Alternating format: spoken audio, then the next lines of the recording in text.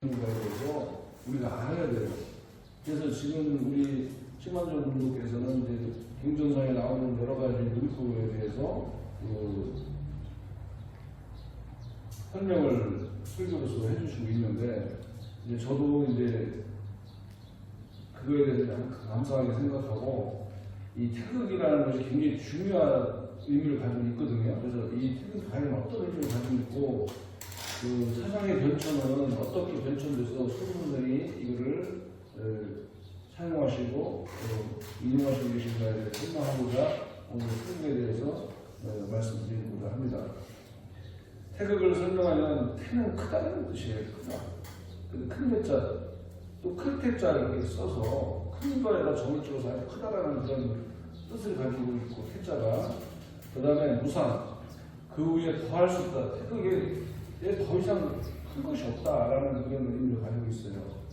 극은 어떤 끄트머리, 갈 수 있는 데까지 마지막까지 가는 것. 지난번에도 제가 주문의 설명에서 얘기했지만 하늘까지 딱 맞닿는 것, 갈 수 없는 데까지 가는 것. 그러니까 최고의 권리, 아주 최고로 갈 수 있는 데까지 간다 하는 이런 뜻. 그래서 용마루가 있잖아요. 용마루 끝 이런 것도 지구 뭐 이렇게 해서 마지막 지점 이렇게 설명하고 있어요. 이 각자가. 그래서 태극은 의미는 뭐냐면 최고의 원리, 절대자라는 뜻으로 음양이 나누어지기 전에 혼돈의 상태. 음양이 나누어져서 활동을 해야 모든 것이 나타나는데 뭉쳐져 있는 상태, 활동하지 않는 상태라고 볼 수가 있어요. 그러니까 하늘과 땅이 나누어지기 이전의 상태 이렇게 설명하죠.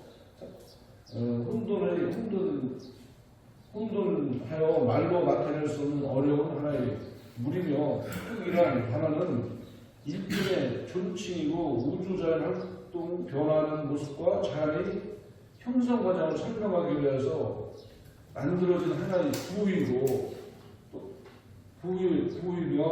이것을 태극을 제라고 표현도 하고 상제라고 표현도 하고 천지 주제자라 이렇게 라는 의미로 표현하기도 해요. 최고의 절대자라고 하는데, 우리 인간이 세상에 태어나서 하늘과 자연의 이치를 관찰하면서 어떻게 이 자연의 이치를 우리가 설명할 수 있는가에 대해서 고대 분들, 훌륭한 분들이 많이 고민을 하셨다고.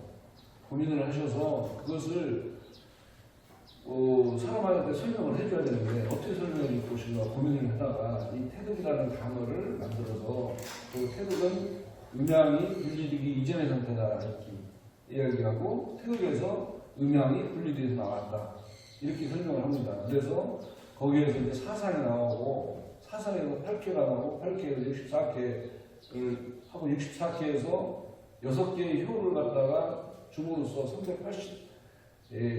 4개의 문장을 만들어서 그 변화되는 과정을 설명해 준 것이 그것이 여기에요. 그것이 또한 태극을 설명한 것이고, 세분적으로 이제 그래서 태극이라는 것은 그렇게 만들어져 있고 거기에 대해서 설명을 하고 있다는 것입니다. 그 태극은 뭐냐면 무방, 방위가 없고 무체, 형체가 없어요. 그 일정한 방향이 없고 변화가 무궁하여 일정한 형체가 없으며 동서남북 사방 방향성이 없고 방향 두루 넓게 해서 행동하여 정해진 바가 없다 이거야. 그래서 태극은 어디에 존재한다라는 것은 일정한 곳에 존재하는 것이 아니라 이 우주 전체에 가득 차가지고 항상 존재하고 있어요.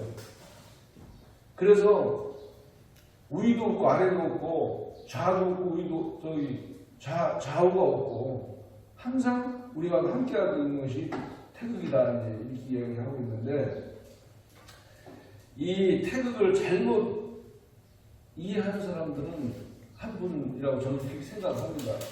무국에서 태극이 나왔다고 그러는데, 무국이라는 것이 있는 것이 아니라 태극을 설명할 때 극이 없기 때문에, 어떠한 것에 존재하지 않는 것이 없기 때문에 무국이라고 해서, 극이 없기 때문에 무국이다 이렇게 설명하고 있다고 이렇게 저는 봅니다. 그래서 태극이 움직여, 한도 움직여 양을 낳고 조용히 있어 음을 만든다 이거야. 움직이면은 양이 되고 조용히 있으면 음이 되는데 모든 것은 이 음양의 이치에 의해서 이루어지는 거예요. 그래서 강한 것은 양이고 조용한 것은 음이다 이렇게 생각하시면 됩니다. 태극은 음양의 변화에 의해서 만물을 만들어 내며 영무한 조물주의 작용으로 그 형상은 볼 수 없지만 자치로 나눠가지고 만물 속에 있어 만물을 생성시키고 만들어 기르는 까닭에 이것이 무에서 신이라 하는 것이 뭐 신비스러운 작용이에요. 태극의 작용이에요. 그게 뭐냐면 자연 우주의 작용이 굉장히 신비스러워요. 형상이 없어서 우리가 볼 수 없지만은 이것이 활동해서 만들어서 우리가 나타나서 보여준 거예요. 그래서 우리 수호선생은 형상이 없지만 자치가 있다 이렇게 또 설명을 하시고 있죠. 형상은 제가 지난번에 설명했지만 이 태극은 움직이지 않고 가득 차 있단 말이에요. 활용이라고 그랬죠. 비어있는 것 같지만은 그렇지만 가득 차야 돼요. 그것은 뭐냐? 잠겨 있는 거예요. 잠겨 있어가지고 활동하지 않아서 나타나지 않는 것이지 그것이 없는 것이 아니란 말이에요. 무가 아니고 공이 아니란 말이에요. 이 태극의 기운은, 이 혼돈한 기운은. 그래서 잠겨 있어서 그것이 나타나지 않는 것이지 잠겨 있는 것이 음양이 활동을 하면 나타나서 보여지는 것이에요. 이렇게 사물은 그렇게 설명을 하고 있어요. 사물은 음양의 활동을 위해서 나타나서 보여지는 것이다. 이렇게 얘기하고 또 장기는 또 뭐라고 했냐면 그래서 객형이라 이렇게 머물다가 아니라 형체다 이렇게 얘기해요.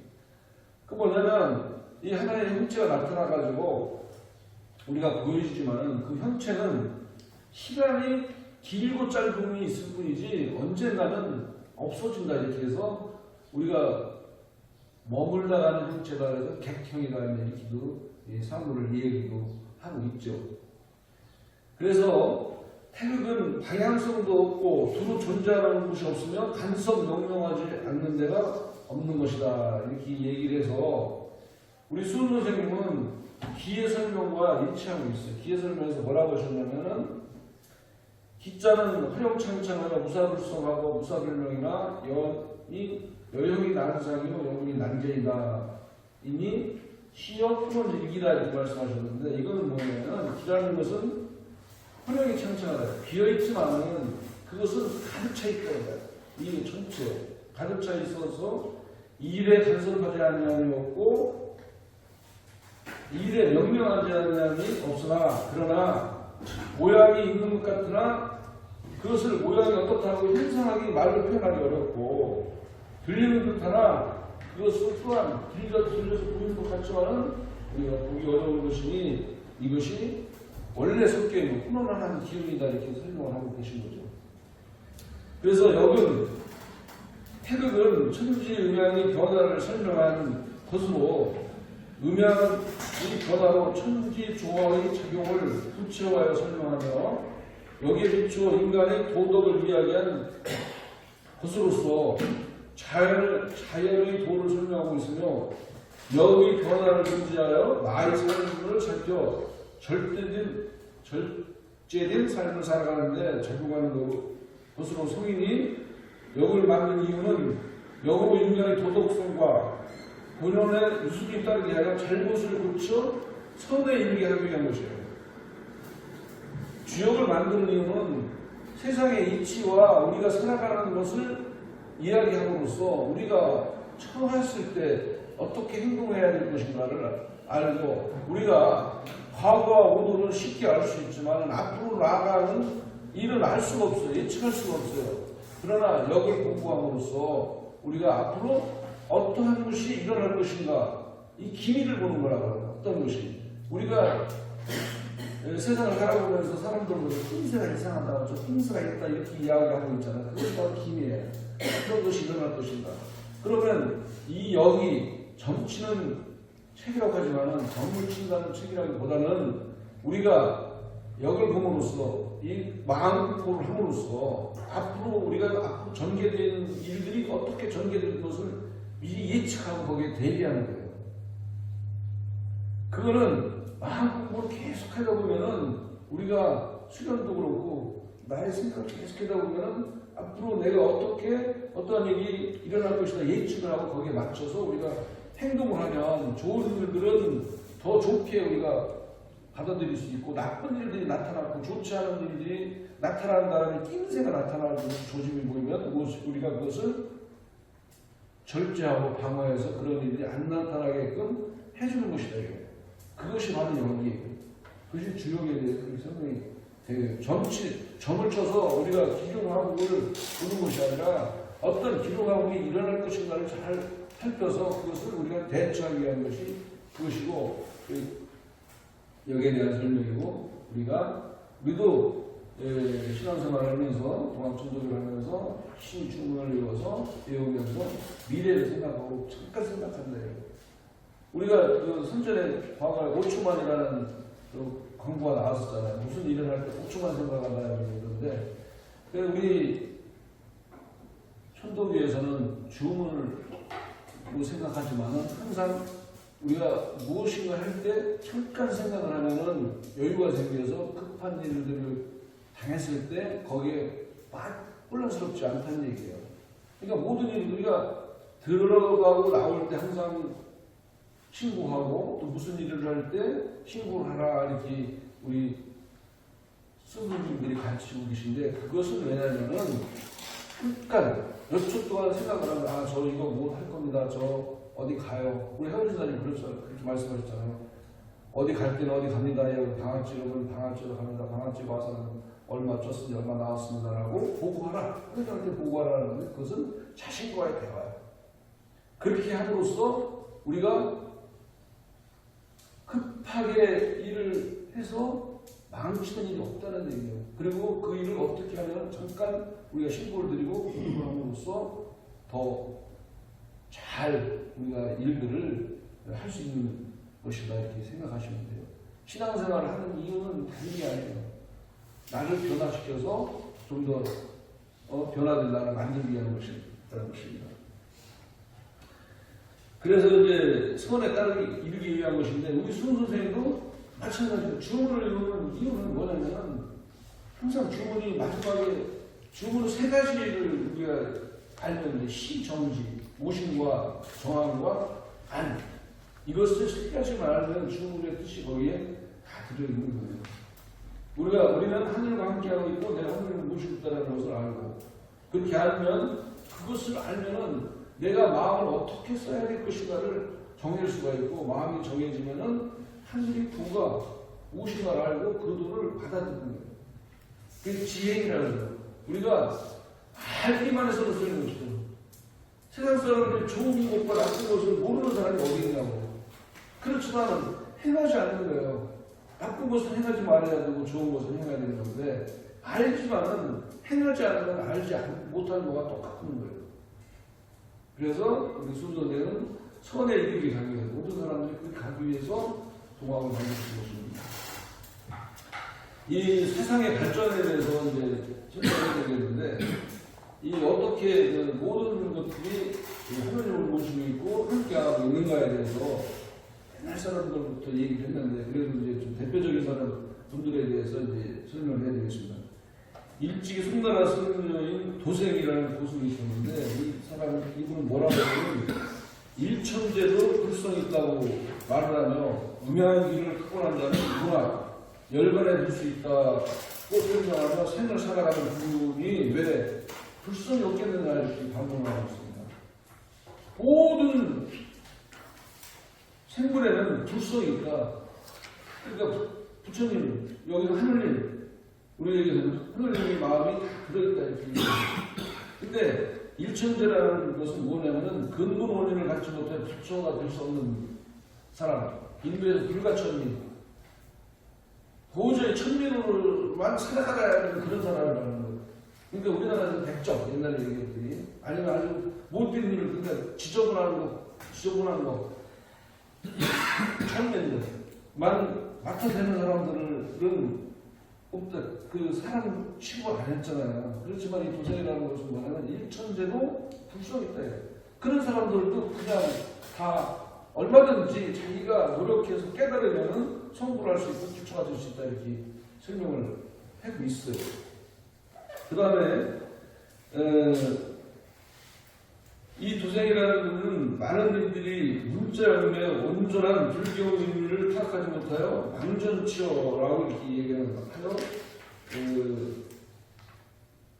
망전치어하여 하여야 비로소 도를 논할 수 있다 이렇게 말하고 있는데, 뭐냐면 망전치어라는 것은 우리가 경전상에 말들이 있는데 그게 이제 하나님 말씀이라고 이렇게 포장되어 있지만은 그것은 사실 모든 사람들의 말이에요. 뭐 예수님이나 비자님이나 우리 수호 선생님이나 태호 선생님이나 이런 다 사람이에요. 사람들의 말이에요. 근데 그것이 위대하기 때문에 나의 생각들을 벗어나기 때문에 하나님 말씀이다. 물론 내가 하늘을 못 읽으시니까 하나님 말씀이 될 수 있지만은 범접할 수 없는 그런 말씀이라고 생각을 하지만은 하나님 말씀이라고 얘기하는데, 이 불경은 수많은 사람들이 써왔어요. 세월이 몇천 년을 하다 보니까 그게 쌓인 것이 너무 많아. 이것이 불교의 원리다라고 얘기하는 각자들 하고 있어요. 근데 그 말에 얽매여가지고 우리가 진정한 깨달음을 갖지 못하고 있다.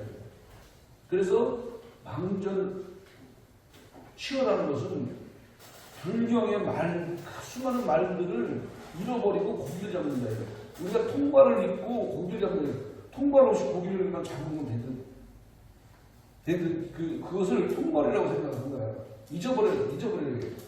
그러니까 불교의 말씀들의 얽매에서, 단어의 얽매에서 진리를 찾아가지 못한다고 하기 때문에 망전치어라는 말을 이 도생이라는 분이 하신 거예요. 그래서 이분이 도노성불을 문득 깨달으면 성불할 수 있다라고 얘기도 이분이 얘기해요. 우리가 살아가면서 어떤 건 딱 깨달으면 그래, 이것이 진리다, 내가 이렇게 살아가야 된다라고 이야기하는데, 그것이 또한 망상이 될 수도 있어요. 자기 스스로만 깨달은, 자기만 아는 진리가 될 수 있다고. 근데 그것을 우리는 잘 파악해서 그것이 옳은 말인가 그런 말을 우리가 또한 그것을 피터링하고 생각해서 옳은 말로 옳은 길을 가는가를 갖다가 잘 파악해야 된다고 이렇게 이야기하고 있어요. 그러니까 도노 성불할 수도 있지만은 그 도노가 진정한 깨달음인가 또 의심해보고 그것을 또 생각해서 진정한 깨달음이면 그 깨달음으로 가야 가는 것입니다. 그리고 이제 그 다음에 이제 당나라 때 생긴 단연이라는 분이 있는데, 이분은 뭐라고 해야 되냐면 무정도 불성이 있다라는 소를 세웠어요. 무정이란 뭐냐면 초목, 화석, 기와 돌 같은 거 따위로 말하며 우리 몸이든 외부의 산화대지도 각 사물마다 그 자신의 존재가 있고 불성이 있는데, 어찌 무정에는 불성이 없다고 말하면 어찌 무슨이 아니겠는가라고 반문하면서 유정, 무정의 구분은 존재하지 않는다라고 이렇게 얘기하고 있어요. 이거는 우리 하루신 선생님 말씀하고 똑같아요. 삼경이 있잖아요. 사람과 하늘과 물건을 공경해야 된다. 모든 선단한상에는 하느님의 기운이 내재되어 있고 하느님 영이 내재되어 있는 거예요. 그래서 그것을 우리가 함부로 대해서는 안 된다는 거예요. 함부로 대해서는 안 돼요. 그래서 먼저도 얘기했지만 우리 해오 선생님은 항상 모든 것을 대할 때 항상 공경스럽게 조심스럽게 되는 거예요. 어느 아이가 남학신을 신고 뛰어오니 내 가슴이 아프더라. 왜? 남학신이 하늘을 땅을 울리게 하니, 그러니까 발을 옮기는 것도 함부로 옮겨서는 안 되고, 손님이 오거든 사람이 왔다 이야기하지 말고 하늘님은 방금 내려오셨다라는 얘기를 하거든요. 그러니까 우리가 이 동학을 하고 신앙하는 이유는 나의 변화를 통해서 상대를 이해하고 자연을 이해하면서 온전한 나를 만들기 위한 그런 것이에요. 그러니까 이런 것들이 옛날부터 이렇게 사상이 변화가 되어 있는 것이요. 그렇게 말씀을 했고, 주돌이 통서 주돌이라 주령계 주돌이죠. 그분은 뭐라고 얘기했냐면 오행은 하나의 음양이고 음양은 하나의 태극이며 태극은 본래 무기다 이렇게 얘기했어요. 아까 제가 왜 무기냐를 아까 설명했지만은 이것을 제일 최초로 얘기한 분이 불교라는 분이 얘기했어요.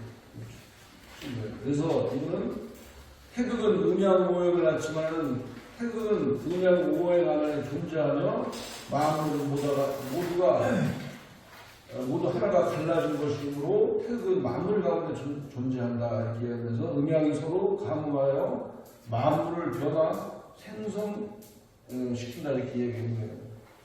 만물 속에 모든 것이 음양이라는 것은 그 속에 다 존재하고 모든 것이 다 같이 있다 이렇게 얘기하고 이제 북송시대의 철학자 장제폰을 했는 거죠. 했는 건데 이분은 건친편에서 뭐라고 말씀하시냐면은 하늘은 아버지요 땅은 어머니 나라는 미미한 존재가 혼연히 그 가운데 살고 있으니 우주에 가득 찬 기가 내 몸을 이루고 우주의 주제자가 나의 본성을 이룬다 라고 말하고 있으며 보물을 섬기는 성심을 바탕으로 하늘을 섬기는 도를 밝힌다면 어느 경우이든 이른바 분수는 다르지만 이치는 하나가 아닌 것이 없다고 이렇게 말하고 있는 것입니다. 우리 순서대로 그랬잖아요. 주자는 여보공지 동사자야 돼요. 하늘은 어떻게 섬기냐? 보고 섬기듯이 그렇게 같은 급으로 섬겨야 이렇게 얘기가 있는 것인데 이런 상황적인 영향을 우리 선생님이 받으신 거라고 합니다.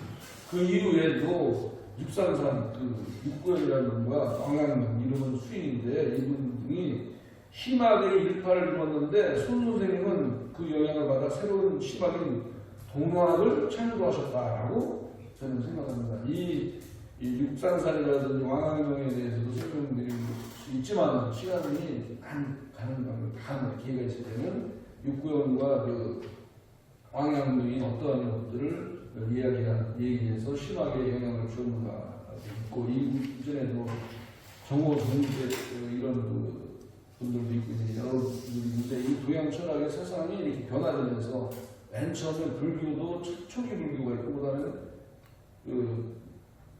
유교도 초기 유교가 있고 그것이 변화되면서 이 세상이 계속 변화돼 영향을 받아요. 서로 불교 영향을 받고 유교 영향을 받고 또 도교 영향을 받고 이렇게 영향을 받아서 변화되면서 이게 사상이 정립되어가고 있는 거예요. 그리고 이제 창조됐다 이렇게 생각을 되고 저는 동경대전 논화문을 보면은 음양이 상중에 수백 천만을 합치러 보인다 이렇게 얘기하는데 음양이 서로 고르고 비록 만물이 변화하여 나온다 이렇게 우리 소선생님은 말씀하시고 있는 것입니다.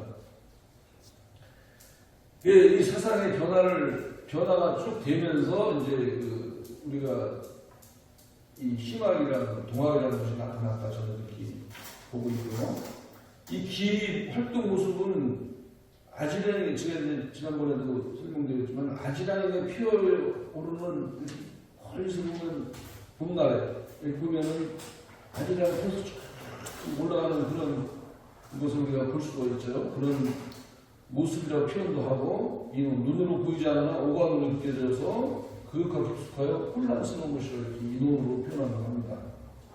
우리 수호 선생님은 기 활동 모습을 기형은 태극이요 우형은 궁궁이라 표현했다는데 기형은 여기서 태극을 말하는 태극을 설명한 거고 궁궁이라는 것은 아지랑이가 피어서 올라가는 그런 모습을 설명하시 아닌가 이렇게 생각합니다. 그 태극은 한나라의 유학자들은 기로 설명하고 송나라 유학자는 리로 설명했으며 리와 기를 정하고 있다 이렇게 설명하는데 우리 수호 선생님은 이걸 영으로 설명했다고 해요. 하느님의 영으로 설명했다 이거. 영이는 어떤 본체, 기분. 우리 인간의 내재되어 있는 하나의 본체의 기분이에요. 제가 설명했듯이 신은 뭐냐면 내주를 위해요. 안에 하느님이 영이 딱 내재되어 되고 몸은 기운의 변화로 만들어진 거예요. 모든 물체는 기운의 변화로 만들어졌어요. 그래서 이 물체는 영원하지가 않는 거예요. 영원히 존재하잖아요. 왔다 한다. 그래서 아까도 얘기했듯이 잠재가 객형이라고 얘기했듯이 왔다가 하나의 형체다 이렇게 이야기하고 있는 것입니다. 그렇지만 우리는 문명에서 영원히 살려고 그거는 뭐냐면 사실이 가득 차서 그래요. 나만 가지고 있는 그러한 것들은 우리는 버리고 오늘을 어떻게 살아가느냐, 어떻게 선하게 살아가고 착하게 살아가느냐에 대해서 그것을 스스로 생각하고 연구해야 된다. 이렇게 얘기했습니다. 그래서 손흥민은 영어로 설명하시고 그 영은 모든 만물에 내재되어 있으므로 희천주의 것이다 이렇게 말씀하셨습니다. 손흥민께서는 심하긴 동학을 청구하신 이유는 왜 청구했느냐? 간단한데 호동문에 오늘 설명되어 있듯이 우리는 경천명하고 순천이 하늘의 명령을 공경하고 하늘의 이치를 따라야 되는데 따라서 연기도의 소리로 그 도를 그 도가 무엇인지 깨달고 알아야 돼. 그리고 그 덕을 하늘이 준 우리 몸을 닦는 데도 목적이 있는 거야. 닦아서 닦으면은 군자가 되고 성인에 이르게 함에 있으나 1세기 온 세상 사람들은 각자 의심하고 불순천을 불구천명할 거예요. 각자 의심 제멋대로 자기 마음대로 이 사심을 억제하지 못하고 자기가 편한 대로 자기 좋은 대로 살아가는 거예요. 그래서 나는 관계가 없어. 내가 편하고 내가 많이 가지면 돼. 남을 억누르고 또한 멸시하고 절제하면서 저는 비절제적으로 살아간다 이거예요.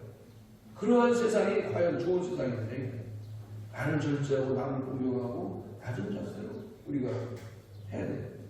그래서 제가 항상 설명했지만 저도 실천하려고 그러지만 내가 변하면 가정이 변해요.